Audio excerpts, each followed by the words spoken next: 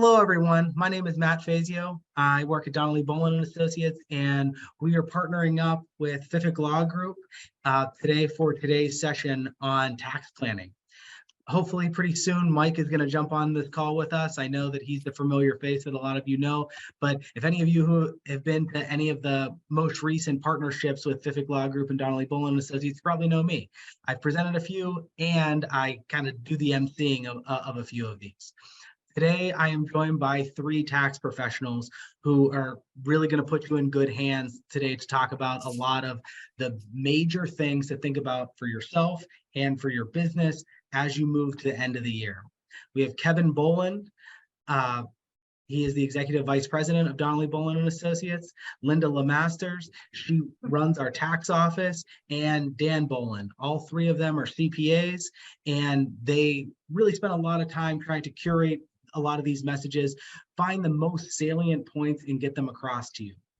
Just a few quick housekeeping items before we begin today. First of all, there are two different things where you can respond down below. There's a Q&A pod and there's a chat pod. So if you have a question, something that you actually want to be answered, put that in the Q&A pod. All of us will be monitoring that throughout this entire session. And for those of you who jumped on this a few minutes early, I already said this, but one of the absolute best things about these live sessions is that you can ask questions in real time.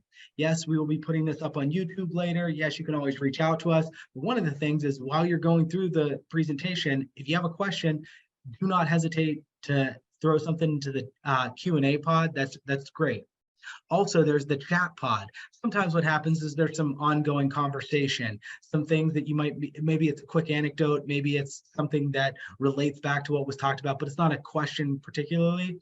Put something like that in the Q&A pod.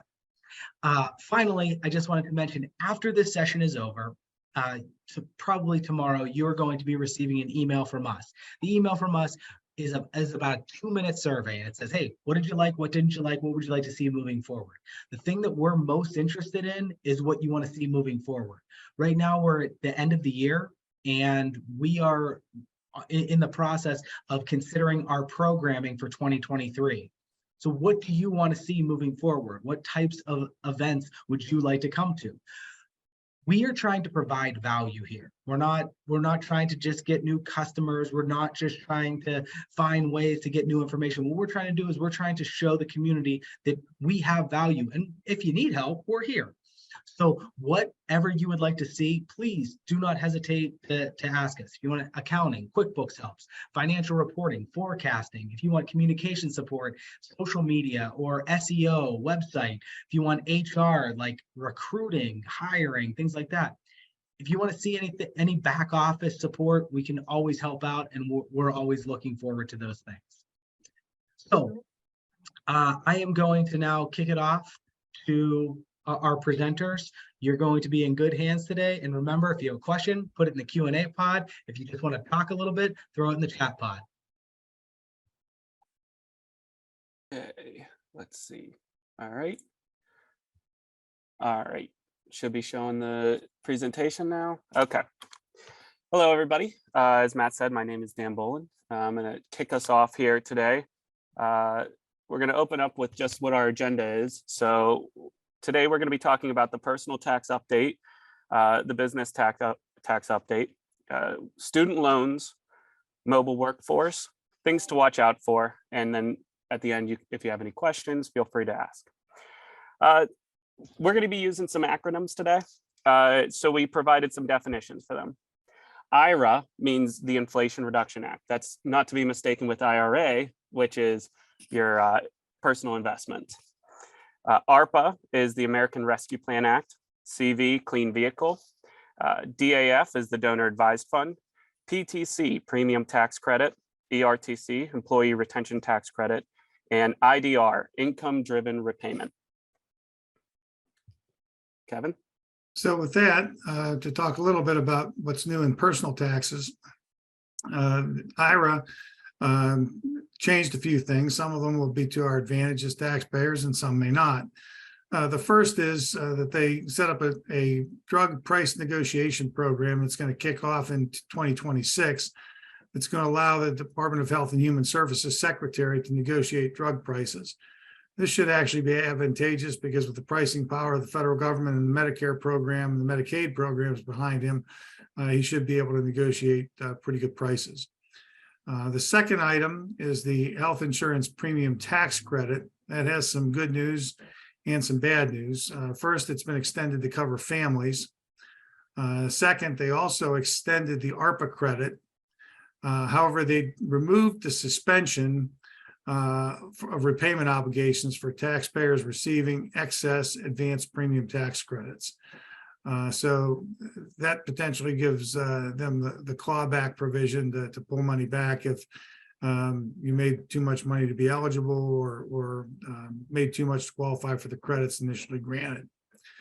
The third item is actually an advantage to us. It puts a max out-of-pocket cap on out-of-pocket spending for Medicare beneficiaries, and it sets that at $2,000. So in the past, that was somewhat higher, so the $2,000 is certainly good news for those who are using the Medicare program. Moving on, green energy credits. There's been an expansion of and a renaming of energy credits associated with electric vehicles. It's now going to be called the Clean Vehicle Credit. It has been expanded in terms of the amount available, and generally, if you meet all the qualifications, you can receive as much as $7,500 per qualifying vehicle, excuse me, per year. No longer does it have to be a plug-in electric vehicle. However, it does have to be a clean energy vehicle. The $7,500 credit is based in part on the mineral makeup of the vehicle and the battery components that go into it. Starting on August 16th of 2022, that's this year, to get the credit, the vehicle must have been assembled in the United States.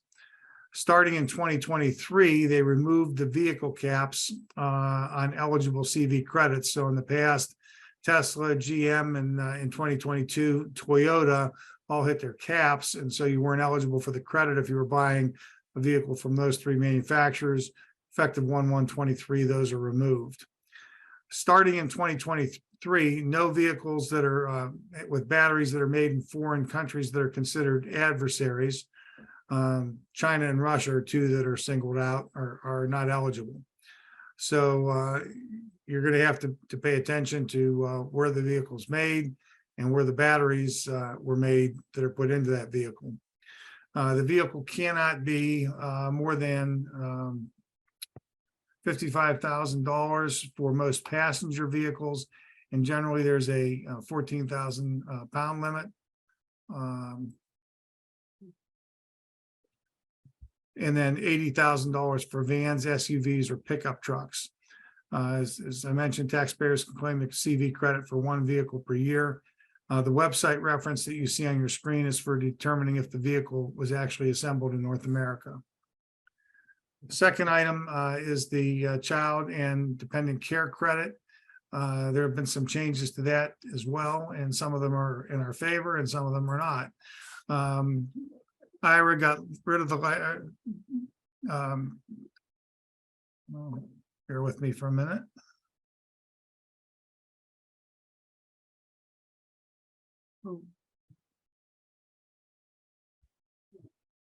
In 2022, the IRA eliminated the refundable nature of the child and dependent care credit.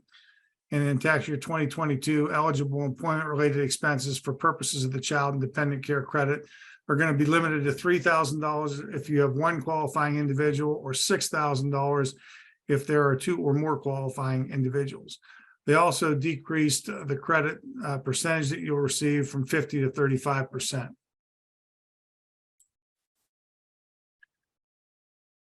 And the last item, Social Security adjustment, it's been one that's around for a while, but it's worth mentioning. Workers who delay retirement beyond full retirement age, in this case, 66 for most people retiring this year, and consequently do not receive benefits, are entitled to an increase in old age benefits of 8% per year. So if you delay from 66 to 70, you're going to pick up an extra 32% over the 4-year period. running from age 66 to 70, and that'll be stacked on top of your full retirement benefit. So to some, it's an advantage to wait, and you have to figure out what your payback period is if you decide to do that. Wanted to quickly go through the standard deduction, and this is important to those folks who think they're on the verge of itemizing. I think prior to the Tax and Jobs Act, we had probably a 90% rate of taxpayers coming to our offices that were itemizing deductions. In the wake of that act, the percentage dropped to about 10%. And as a general rule, if you weren't very sick or very philanthropic, you generally were not itemizing.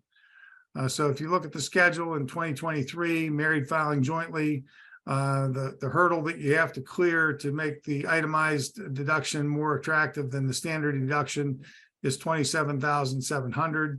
In 2022, it's $25,900. You have a little bit more of a chance if you're single or married filing separately. $13,850 in 2023 and $12,950 in 2022. Principal reason for that is that they capped state and local taxes at a $10,000 deduction, and that was really the way that high net income earners typically got to the itemized status in the past. With the cap at $10,000, most people get there with real estate taxes and some state and local taxes. Your higher net worth individuals and higher earning individuals don't get the benefit of the additional taxes that they pay in terms of itemization. And as a result, many are left unable to itemize or left where the standard deduction is a more attractive option. So in terms of what your income might mean and what you can also look at in terms of Social Security payments, this is a quick reflection of where you're going to be if you file an individual or joint tax return in terms of your Social Security premiums for your Part B coverage. So the more you make, the more they're going to take in terms of premium dollars for the Part B coverage that you would be entitled to. And that's important to remember if you have a spike in income. I know in our Waynesburg office, we had a number of folks that renegotiated oil and gas leases in the past, and they'd get a one-time spike in income, and it would throw off the calculation for the Medicare Part B premium, and they'd get a much smaller Social Security check than they were expecting. There are some appeal rights, so if you find that that happens to you or to your parents, if you're looking after their affairs, you want to pay some attention to that and exercise your appeal rights promptly so that if it's a one-time thing, you can perhaps get your premium dollars adjusted back to where you would like them to be. So getting back to itemized deductions briefly, there's a kicker if you're elderly or blind or both that increases the amount of your standard deduction. There are some advantages that have crept back in because of retirement plan deferral options. The 401k max deferral has moved from $20,500 in 22 to $22,500 for 23, and the catch-up was increased if you're over 50 from $6,500 to $7,500. So you can now defer as much as $30,000 if you're over 50 and want to max out your 401k. On the IRA side, your max deferral is at $6,000 and your catch-up is at $1,000. So not much relief on that side. So getting back to itemized deductions, which we talked about a few minutes back, there are fewer opportunities for couples unless, as I said, you're very philanthropic or you have high medical bills. And the medical bills generally have to be very high because you get nothing until you exceed 7.5% of AGI, adjusted gross income.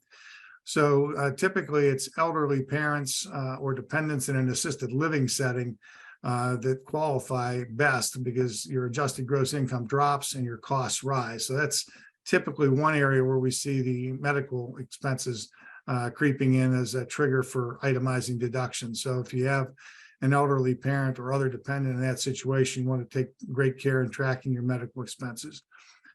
State and local taxes, as I mentioned, are capped at $10,000. Mortgage interest you still get in full, but even with interest rates creeping up into the fives, unless your mortgage is $300,000 or more, that alone is not going to get you to the $25,000 that you're going to need to the hurdle that you're going to have to clear to itemize deductions. So you really need to make it on the philanthropic side. So there are some ideas there, and we can see some of those on the next slide.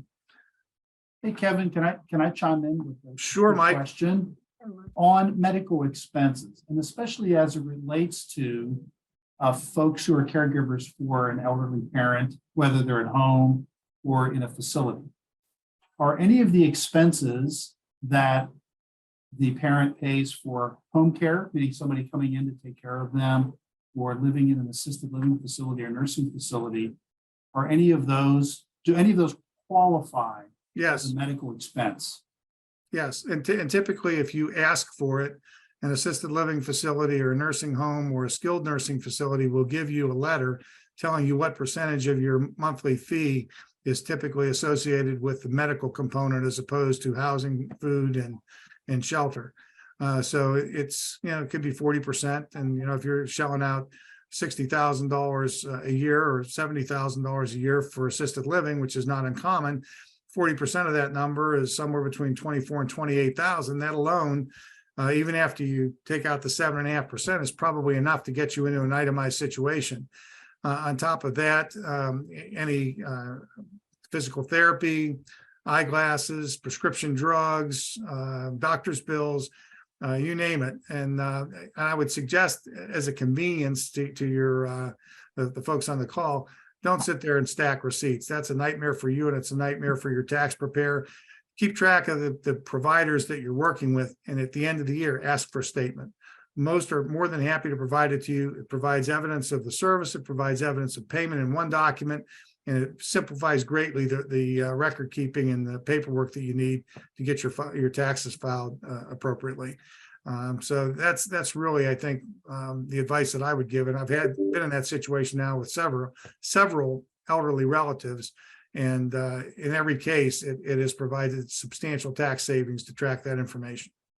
I would imagine that would be particularly helpful for couples who maybe one is staying at home, but one has had to move to a facility this year, perhaps had a stroke, perhaps had some type of extended rehab, or some type of medical event of some kind. So something not to overlook. Absolutely. Folks. And every little bit helps these days, right? With high inflation and things of that nature. It certainly does. And usually at that stage in life, people are done working, they're in retirement, their income is not as high. So that 7.5% bar that you have to clear has dropped down. The expenses have risen. And so you really get kind of a double benefit, if you will. It's not good that you're sick, but at least on the tax side, you're going to recover some of it or eliminate some of your payments so that it'll help out with the bills. That's right. Get Uncle Joe to help you with the bills. Right. Exactly. So in looking at contributions, if you happen to be philanthropic, some ideas in terms of getting your contributions to make an impact. First of all, would be stacking, and that would be make your significant contributions in alternating years. So maybe one year you take a standard deduction because you're well short of the itemized threshold. The next year you double up and you exceed that, and you get some benefit from those contributions. Donor advised funds have cropped up increasingly as an option for folks who want to get a charitable contribution deduction but aren't sure where they want the money to go. Community foundations, in this community, the Pittsburgh Foundation, have donor advised funds, and there are sponsoring organizations that a lot of folks deal with in their investment lives. Fidelity and Schwab both have sponsoring organizations that you can use to set up donor advised funds. And what the advantage to you is that if you make a gift to those donor advised funds, you get the contribution immediately. They're going to hold the assets, invest the assets, and you're going to be able to make contributions from that pool of money down the road. Now, when the contributions are made down the road, you get no additional deduction. You don't get the double dip, but you do get the front end contribution. So if you have a significant event in a given year, you hit the 1.9 billion out in California, or if you had a stock option payoff, or you just had substantial appreciated stock that you wanted to unload and didn't want to pay the tax bill on, you can make a gift to one of these organizations, take the tax benefit of the contribution in the year the contribution is made, and then use that as basically your personal contribution endowment to make a stream of contributions down the road to organizations that you favor. A second option, and this hits on the state side, is the Pennsylvania Educational Improvement Tax Credit Program, or EITC program, as it's called. This credit is, however, a use or lose. So you want to make sure that you have a pretty good idea what your tax bill is going to be before you settle on the amount of a contribution that you want to make. If you agree to make the contribution 2 years running, the state will give you a 90% credit against taxes that you're otherwise owe to Pennsylvania. So it's an opportunity to keep money in your local community, favor a charity that you sponsor in the educational arena. And at the same time, if it happens that you don't get the full benefit of that credit, it is a federal Schedule A deduction for contributions, net of any tax credit benefit that you received from making that. In the table on the right of the slide, you can see that there's a comparison of the public charity and private foundation rules, so that if you're looking to compare the Pittsburgh Foundation with making a contribution directly to 501c3 or to one of the sponsoring organizations that Fidelity and Schwab and some others have, there's a quick comparison of what may work. Kevin, if I could ask just a quick question on that as well. So if somebody were inclined, they're interested in taking advantage of this Pennsylvania Educational Improvement Tax Credit Program, are there questions that they should ask the charity that would tell them that, yes, the donation is going to qualify? Actually, the Department of Community and Economic Development at the state, on the state website, has a list of those organizations that qualify to receive contributions. So at a glance, you can check and see if the private school that you favor is on there, or if the public school district you have has an educational improvement program that qualifies for them to receive money. There are some special purpose entities out there that are designed to accept and distribute money to schools of your choice and do it on a global basis. The Central Pennsylvania Scholarship Fund is one that comes to mind that I've encountered in the past. So there are a number of different ways that you can make the contributions, and certainly educating yourself about that by discussing with your tax preparer on the front end is helpful, because there are some processes that make it a little bit easier than others. I've been found the SPE process very helpful, because you get a K1 at the end of the year, you drop it in and it flows to the right places on the return, and a lot less hassle. They do a lot of the grunt work on the front end that eliminates the need for you to do it. Yeah, it sounds really good. Only type of stock that I have is highly depreciated stock after the market's been down this year. You are not alone this year. Not alone. The real kicker is going to be when they make their capital gains distributions in December and you find out you have a big tax bill, even though the value of your holdings went down. That's happened a few times in the past, and I wouldn't be surprised if that happens again this year.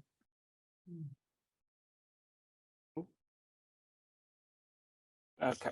Okay, so with that, I'll sign off and then turn it back to Dan and Linda. All right, so now Linda and I are going to cover the business tax update. Kicking it off, the big thing this year is the research credit against payroll tax. 174D changed the laws on R&D credits. If the research is done domestically, it should be amortized over 5 years and 15 years if it is performed in a foreign nation. Prior to IRA, qualified small businesses could elect up to $250,000 in research activities and offset that against Social Security taxes. Under IRA, qualified small businesses can now claim $500,000 and offset against Social Security and Medicare taxes. So this helps small businesses who wouldn't normally have a large tax bill to begin with still save some money. Any excess credit carries forward. A qualifying business has less than $5 million in gross receipts and is less than 5 years old. Touching on the green energy credits for the business side of things. Dan, I'm sorry, can I just ask you a quick question? What types of research would qualify?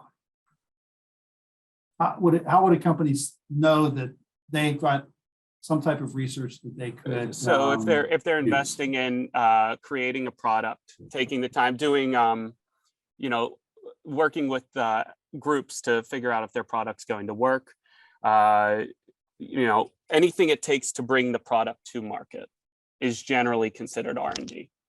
And is this a tax credit that is applicable only in the year that they do the research, or can they carry it forward? It is carried forward. So any excess over the amount. So first you have to look at what their total R&D cost is, and then you're going to amortize it either over 5 or 15 years, depending on where the research was done. And then from there, they each year can take up to $500,000 and offset that against their Social Security or Medicare taxes. And all of that can be carried forward what they don't offset. Okay, so this is something that perhaps they won't take advantage of the year that they apply for it, but it's a smart thing to do on a going forward basis. Correct. Because it'll be there for them to shelter some taxes as maybe they get some more revenue later on down the road. Mm-hmm. Okay, great. Well, and as Dan mentioned, Mike, you don't necessarily have to wait till you're making money. If you're paying anybody payroll, it's an offset against your payroll taxes. So you save your employer share of FICA. Right. So it's immediate cash flow benefit. So touching on the green energy credits, which apply to businesses now, commercial vehicles. So think of your giant trucks, the ones that are going to be carrying goods from place to place. Anything that exceeds 14,000 pounds and meets the green energy requirements that Kevin stated earlier, up to a $40,000 credit now exists.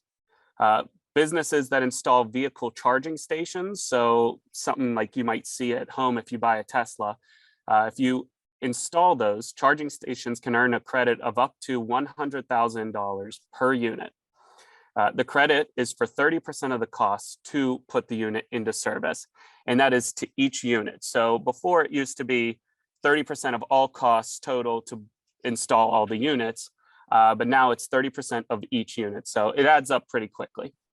And as we get more and more electric vehicles, I imagine more and more businesses are going to be pressured into, you know, installing some of these charging stations. So it'll become a pretty nice credit to take advantage of. The big one in this one is for commercial buildings. 179D commercial buildings are eligible for a green energy credit for installing qualifying systems in their building. Think your HVAC systems. The credit can be for as much as $5 per square foot of the property if the company can achieve a 50% or greater energy savings. It's $2.50 per square foot if they can achieve a 25% or greater energy savings, or it's 10 cents per square foot for every 1% increase in energy savings. So even if you can't do a full overload of your building, you can do something as simple as just changing out the windows in the building and capture that 1% increase and get 10% per square foot on the building. So that's a pretty nice credit to capture in this coming year, especially if you're looking at energy efficient systems. IRA also changes existing green energy credits for business. Pre-IRA only allowed 1 year carry back and 20 years carry forward on any green energy credits taken. IRA now changes the carry back period to 3 years and allows for carry back to periods prior to the passing of IRA. So the Inflation Reduction Act was passed this summer. You can now take the carry back 2 years prior. So it would have been 2019 or 2020. And a few examples of some of those credits are the alternative fuel vehicle refueling property credit, renewable electricity production credit, and credit for carbon dioxide sequestration. And now I'm going to hand it over to Linda. All right, we are talking about the employee retention credit. So you probably have heard about this, and congratulations to all of us who have survived the COVID-19 pandemic. Here's some of the facts or fictions about this credit. So many small businesses will qualify for an employee retention credit. This is fiction. So this determination is a complex process. Gross receipts must be at 50% or more reduction for 2020 in comparison to the 2019 quarter, or 20% or more decline for 2021 qualifying quarters when compared to 2019 quarters. Another way to qualify is your business was under a full or partial suspension of operations because of a government shutdown or order. Wearing masks does not qualify as full or partial suspension of business operations, nor does voluntary reduction of hours or closing on service demand. Fact. As the owner of the business, your salary and your family member salaries do not qualify. Fact, the wage reduction used to calculate the ERC must happen in the tax year in which the wages were paid or incurred. It is not too late for your business to apply for the ERC to its payroll returns in 2020 and 2021. With the 3-year statute of limitations running, Forms 941 for a calendar year are considered filed on April 15th of the succeeding year if filed before that date. For example, for each quarter of 2020, Form 941X will be due by April 15th, 2024. For each quarter in 2021, Form 941X will be due by April 15th of 2025. Fiction. There are so many claims for the IRC credit that the chance the IRS will audit your business returns will not happen. This is definitely fiction. The fact is, there may be companies promoting themselves in this area. It is up to you to work with a reputable company that has experience working with the IRS and will provide support to your business in the case of audits or examinations. The IRS is aware of this potential abuse related to this credit, and scrutiny of COVID-19 relief funds is high in general. The IRS issued IR-2022-183 on October 19th, 2022. Employers are warned to beware of third parties promoting improper ERC claims. You are advised to complete Form 3949-A information referral if you are aware of illegal activities relating to ERC claims. 2022 is the last year to take advantage of 100% bonus depreciation. Starting in 2023, eligible bonus depreciation will reduce by 20% each year. After 2023, supplementing bonus depreciation with other methods, such as Section 179, will become the new norm. This is a really nice map we just wanted to share with you. I love the colors. But this talks about how high are the combined corporate tax rates in your state. And as you see, the deepest reds are the ones with the highest tax rates. For instance, in Pennsylvania, they rank number 2 in the nation, and their combined corporate and state rates are at 29%. California over here is at number 8 at 28%.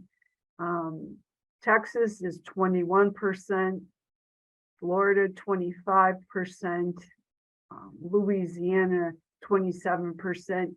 It looks like Minnesota is number 3, following Pennsylvania. They're at 29% too.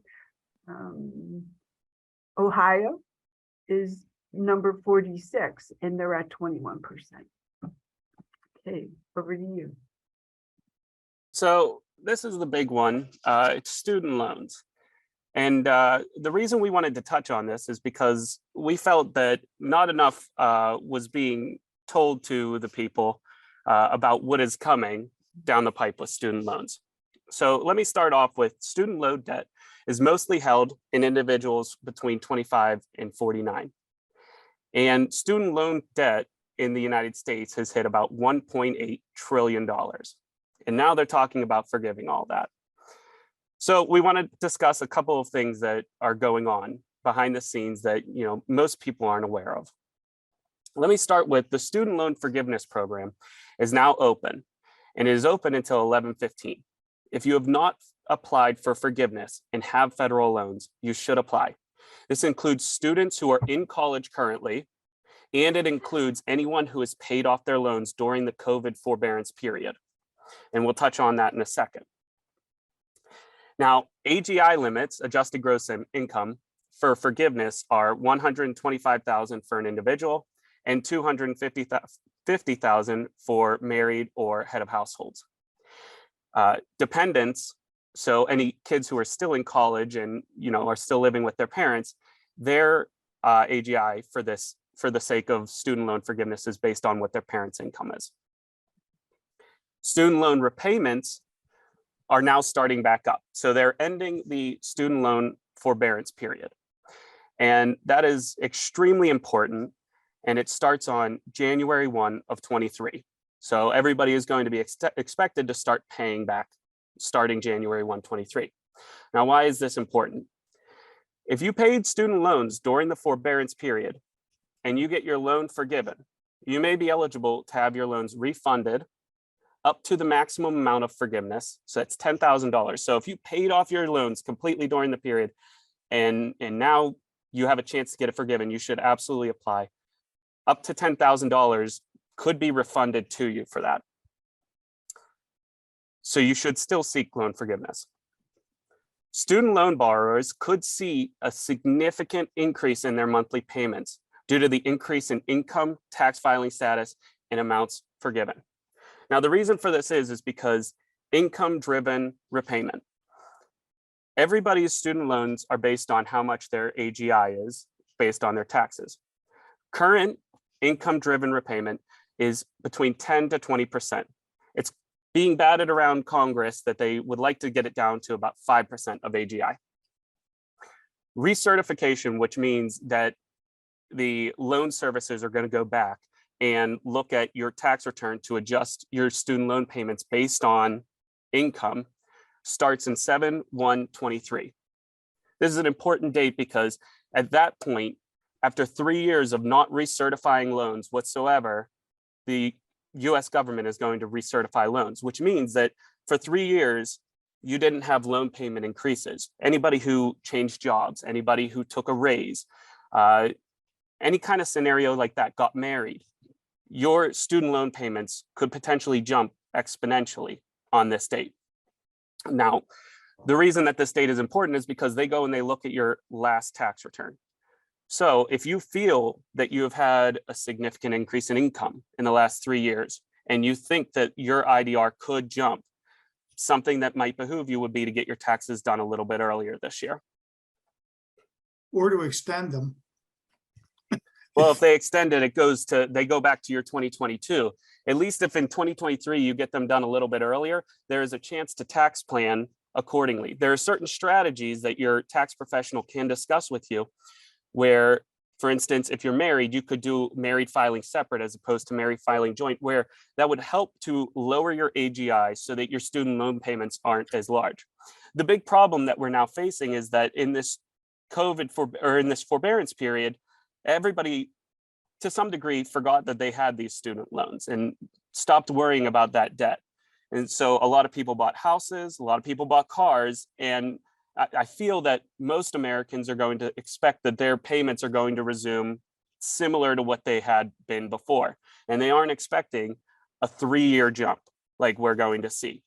And so people who are already burdened with debt are about to be hit with significant payment increases. So it's very important that you talk to your tax professional about potentially doing different tax strategies to avoid having a significant increase in your student loan payments. Now, how does this apply to businesses? Well, first I want to touch base with, you should always consult a tax professional about your student loans when it comes to tax advice. Reaching out to the loan servicers, they will never give you any advice. They're not legally allowed to. So how does this pertain to businesses? Employers can now offer student loan reimbursement through FSAs. It follows the same rules as tuition reimbursement. It is tax-free to both the employers and the employees. The max amount per employee is $5,250, and that is for either tuition or for student loans. This could be a potential competitive advantage for smaller businesses who can't necessarily compete with salaries of the larger corporations. But because this isn't a very widely adopted practice, it's something that might attract a younger person to come into your businesses if you tell them, okay, well, if you stick around for a year or two, we can help with your student loans. And again, this is tax-free to both the employers and to the employees. So it's really crucial. Dan, wouldn't it be more helpful as an employer to say to new employees, if you have student loans, I will pay you less money so that your student loans won't increase? And I'm just asking for a friend. You think that would work? Well, I think in that case, they might take more money and look for the tax advice to try and shrink their AGI. I just wanted to say that out loud so your father didn't have to say that out loud. But I just want to emphasize the importance of, these two specific dates, the forbearance period ending on 12/31/21 or 22, I mean, and the IDR recertification starting on 7/1/23. That 7/1/23 date is very important, and it's not widely talked about by Congress or the news whatsoever. And it's something that's going to creep up on people. They're not going to be expecting these payments to jump as much as they are going to. And especially when you consider right now the income-driven repayment is between 10 and 20% of your AGI, which kind of also lends itself to the fact that, you should be reaching out to your local congressional person and be promoting that they reduce that IDR to 5%. It's being batted around the Senate right now. That's something that could really be crucial to Americans this year. So now moving on to the mobile workforce. Currently, everybody is, just coming back to work. For a while there, we were all working from home. And at the time, there was COVID temporary exemptions for withholdings. Those are expiring, which means that all the laws that were in place for withholdings in different states and, where you're working, where your nexus is, those are all coming back into play. So the general rule is withhold in the state where the employee does the work. So wherever you live is where the business should withhold. A company may withhold in a state where an employee is working. However, that could cause an issue with coming court cases. By withholding for an employee based on where their state is, you create potential nexus in that state, which means you have existence in that state. You have business in that state. Now, for right now, it's just withholdings, but current court cases being batted around, this could cause for future employers that they will also have to start paying income tax and sales tax in these states, according to their employees. That's both a bad situation for the employers and the employees. The employers are not going to want to be subject to paying 40 different states worth of income tax and sales tax. Even if it is a portion to the employees, that's still a lot of extra paperwork, a lot of extra man hours, which also means that all those employees who moved to different states and were promised a full work from home environment, chances are you're going to be pulled right back in. If your company isn't already paying income tax or sales tax in those states, most likely they're not going to want to sign up to do all the extra paperwork, pay all the extra money in order to just, file extra income taxes for a few employees. So that is something to keep in mind, that the work from home could be here to stay, but it also could be taken right back. One such case that caused all this talk about what nexus is the 2018 Wayfair case. So that is something to consider, that now that that has already established the nexus for withholdings. Moving forward, we're now looking at income tax and sales tax. When determining what states to withhold in, the first thing we look to is reciprocity agreements. Those agreements are between states for how withholding should be handled. If those don't exist, then we look to the laws of the states for residents and non-residents. If the state does not have income tax where the employee lives, other states, I believe PA might be one of them, have laws that require you to withhold income tax for the full wages based on where the company is located. So even if the employee is living in Tennessee or Florida where there's no income tax, the companies could still be compelled to withhold income tax based on the state that they're in. Another reason why work from home could become an issue in the future. Most state income tax withholdings is based on where your domicile is. So now we're talking about domicile versus residence. I had a friend who during the COVID pandemic decided, because he was going to be working from home the whole time, he rented an apartment out in Colorado and he snowboarded for the entire season. That at the time was his residence, but it's not considered as domicile. Withholdings is going to be based on domicile, and the basic definition of domicile is going to be where the employee intends to return. And normally this is determined based on where you've spent more than half of the year. Locality taxation is especially important in PA. Most states in the country do not have local taxes. Therefore, if you work for from home for an employer based out of PA, you will need to take the time to inform them that you will likely have local withholdings. For the most case, companies that exist outside of Pennsylvania don't assume withholding for localities and generally aren't aware of it. So one such issue we ran into this most recent tax season is somebody ended up with a pretty large local tax bill at the end of the year and they were wondering why. And I had asked them, what do they do for work? They said that their company was based out of DC and they work in PA. I said, well, Virginia doesn't have any local taxes and they don't assume that you live in a place that does have local taxes. So that is something you're going to have to reach out to your HR department, payroll department, and let them know you will need locality withholdings. Otherwise, you might be looking at a pretty large local bill at the end of the year. If the employee does a hybrid work environment in the office and at home, and it is across multiple states, so I mean, something as simple as Morgantown and Pittsburgh, the employer will need to apportion withholdings based on time spent in each state.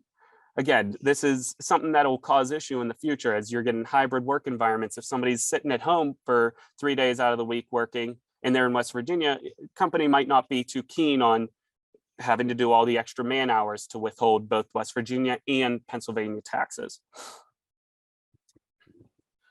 One problem with PA that could cause businesses a little bit of a tizzy is if an employee works from home in a different state out of convenience, then PA may tax the entirety of their wages. This also applies for states like New York, Delaware is another one. So they call this the convenience of employment. And essentially it's if you just choose to work from a different state, chances are you're still going to be taxed at a full rate. And again, when we look back at that map that Linda was walking us through earlier, I mean, PA was one of the highest ones. So if they're not living in PA and you're still paying PA taxes, you're not going to be too happy. Now, when it comes to unemployment, unemployment is an all or nothing deal. Wherever the employee resides and would expect to take unemployment if they were fired is where all unemployment benefits should be sent. So in this case, it isn't a matter of where they're working, it's a matter of what state they reside in and they intend to reside in the future. Now, one thing I do want to note about the mobile workforce is a common misconception. The home office deduction, that does not apply to your everyday work from home employee. That is strictly for Schedule C and employers. So anybody who's kicking off their business and decides that they're going to, start from their house, those people get the home office deduction. Whereas employees who are just working from home, they have their deductions through unreimbursed business expenses, and it passes through to the Schedule A as an itemized deduction. I am getting a tremendous benefit out of this. Number one, I'm going to pay students less money so that student loans won't go up. Secondly, I'm going to tell them, look, I've got a great deal for you. I'm going to pay you on a 1099 basis so that you can get the home office deduction. It's a pretty nice deduction if you can get it. But the importance of this is that, I think a lot of employees are under the impression that they're going to get this home office deduction, which can be as big as $1,000. And they quickly find out that's not the case when they get the IRS notice saying, no, you weren't self-employed, you worked for somebody, and now you're going to be paying all that money back. They're going to claw that back. So that's a very important thing to note.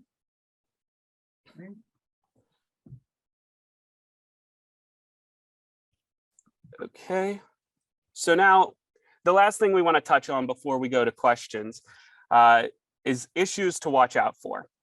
In today's day and age, there's scams everywhere. And these are the ones that we have noted have either likely are going to happen or have been happening. So first is the clean energy credits. There, believe it or not, we talked about it earlier, how great it was, but there's also there's a potential for a scam there with regards to the vehicles. When Congress passed these laws, they didn't require that the dealerships who are working with these clean energy credits do any background check on any of the people who are taking them. So one thing that we will notice going, into the new year and going forward is that dealerships are going to be advertising, oh, come get this electric vehicle, this clean energy vehicle, get a $7,500 credit and, walk off the lot. And in some cases, you can actually transfer that credit to the dealership. And they'll encourage that because they'll tell you that instead of a down payment, you just transfer them the credit. But they aren't required to do any due diligence on the vehicle or on your background. And if you don't meet any of those, if you don't meet one of those clean energy credit actions, the IRS isn't going to come after the dealer. They're going to come after you. And the last thing that you're going to want is to find out at tax time that you just got this new vehicle and, oh, by the way, you have a $7,500 tax bill because they clawed back the tax credit.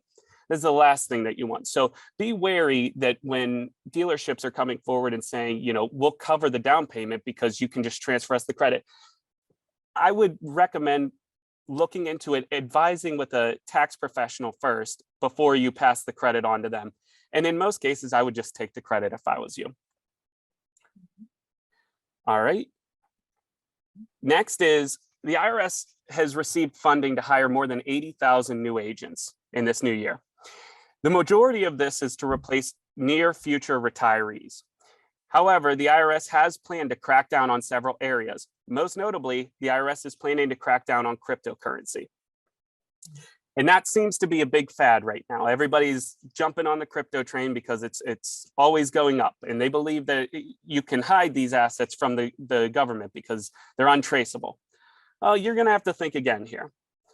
So using tactics like a John Doe summons, which compels crypto exchanges to hand over user data, the IRS will sift through transactions looking for criminal activity. In their mind, what they think is criminal activity.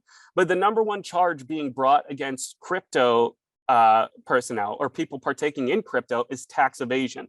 So when they do this John Doe summons and they get all the transactions and they see, well, this person never recorded on their tax return, on their tax return that that they've exchanged and sold crypto, and then they hit you with a tax evasion. And again, it's something it definitely needs to be watched out for.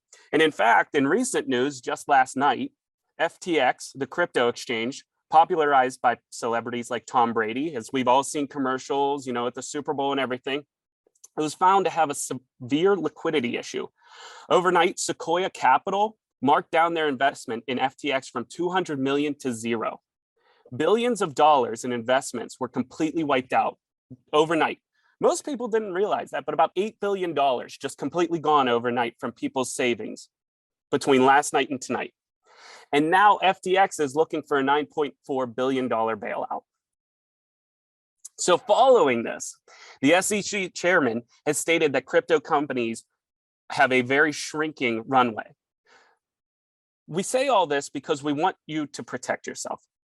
Crypto companies are going to come under serious scrutiny in the coming years.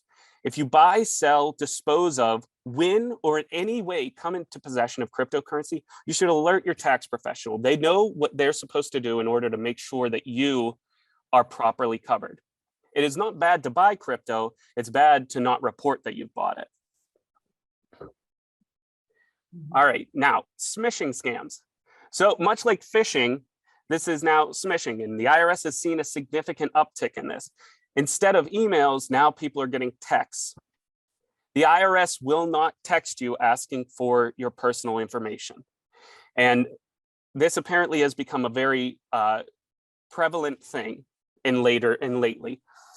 So if you receive any text asking for your personal information or to click on a link and you don't recognize the number and they didn't tell you who they are, you should ignore it and you should delete it. Or if you feel so inclined, you can also report it to the FTC. Oh, what is going on? Huh? Oops. What? I'm Hey, sorry. Dan, what about if somebody identifying themselves as an IRS agent with one of those guns that they were authorized to buy? I hear a lot about that too, that I'm going to get held up at the OK Corral by an armed IRS agent. No, wow. That's for sure. Those should all be ignored as well. Sorry about this. Accidentally. There we go. Those should all be ignored as well. Anybody who's reaching out to you and says that they're part of the IRS and they're looking for your personal information should just be ignored. The IRS will never contact you asking for your social security number or anything like that. The biggest thing is that if you contact them, they will ask them. So they will, and any time that they want to reach out to you, they usually reach out via mail. All right. And the last thing is pandemic related scams. And this kind of goes into the smishing scams as well. The IRS has seen an uptick in people in companies, or well, fake companies, reaching out to people and saying, we can help you get your COVID relief benefits and all this stuff, asking for your personal information. Ignore those. Companies or fake letters that are asking about your personal information should be completely ignored. The reason they're reaching out is they're trying to take advantage of your federal benefits that are owed to you. The best thing you can do is just ignore those and throw them away. And if you really believe that they are something that you should worry about, the best thing to do is to reach out to your tax advisor and ask them what their thoughts on it, because they will know the best thing for it. So with that being said, I know we have 2 questions in the Q&A. I answered the first one already. That one was, is this going to be available later? And I said yes, and that's everyone will be getting a recap from us, and that's going to include the URL to today's presentation, as well as the survey that I talked about at the beginning here. But this second question, what are the eligibility requirements for the $7,500 electric car tax credits? I should probably take that one. Well, starting in January of 2023, there's no manufacturer sales cap, so you can go to any of the manufacturers of electric or clean vehicles. It is going to be required to have a traction battery that has at least 7 kilowatt hours of storage. It's going to have to be sourced from, or at least for critical mineral extraction, processing, and recycling from appropriate countries. Vehicles that meet the critical minimum mineral requirements are going to be eligible for $3,750 of the tax credit. And vehicles that meet the battery component requirements are eligible for the remaining $3,750. If you meet both, you qualify for the $7,500. It's going to have to be manufactured in a U.S. Free Trade Agreement partner or recycled North America. And the critical minerals minimum percent value requirement is going to ramp up from 40% in 23 to 80% in 2027 and later at 10% a year. So. Great. And if you're not sure, you can always go to that website right there, and they should tell you what the car is made up of and where it was finally assembled. And the belief is that most US car manufacturers in the coming year are going to have all their vehicles sourced properly and final assembly in the United States in order to take advantage of that credit, because they knew about this credit coming down much earlier than we did. So they planned accordingly. Good. If anyone has any additional questions, we still have some time, and you can jump into that Q&A pod or the chat pod, really whatever you feel comfortable with. We're here for you. And while we're waiting on that, I'm going to just say what I said at the very beginning. We really appreciate having this partnership with Mike and his team. And I think that one of the things that we always try to get out of this, we want to provide you with value. So the best thing that we can do, we spend time, Kevin and Linda and Dan spend a lot of time to put this together, but really what we're here for is to provide value to you. So the things that you want to see for next year, different types of programming you'd like to see, please let us know in this survey that you'll be getting soon, and tell us, hey, we'd like to see a little bit more of this, we'd like to see more of this, whatever it is, we'll do our best to help with some of the accounting and tax and communications and marketing and HR and IT, whatever it is you're looking for, we like to be here for that. And we also have 2 more right now in the Q&A pod. The chat pod is disabled. Oh no, that shouldn't be disabled at all. And then solar credits for home solar system. How does that work? Dan, do you want to take this one?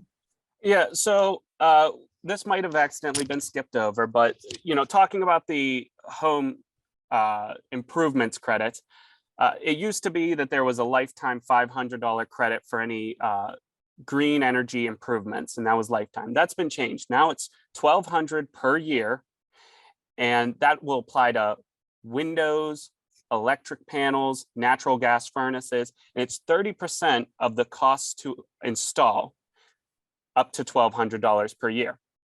The exception to that $1,200 limit is for electric or natural gas water heaters and biomass stoves and boilers. Upgrading electrical systems needed to power the energy efficient mechanisms is also eligible for the credit. It is a non-refundable credit and there's no carry forward.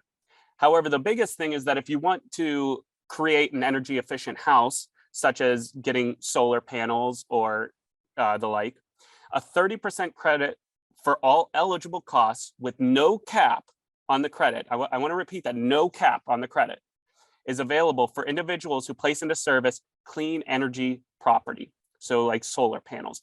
So, if you decided you wanted to get some sort of system that would work with your house that is green energy, take advantage of that credit. 30% with no cap, that's a big credit. Very cool. My next door neighbors just got new solar panels, and they also have a solar car. So they're all on. Yeah, they're going to get a lot of credits this year. Yeah. But yeah, that 1,200 limit. I mean, the conference I was in, they joked about that's one window, but still, I mean, $1,200 to get back as opposed to the $500 lifetime limit. $1,200 a year is pretty nice. So I would take your time, upgrade slowly, but definitely take advantage of that $1,200 every year. Cool.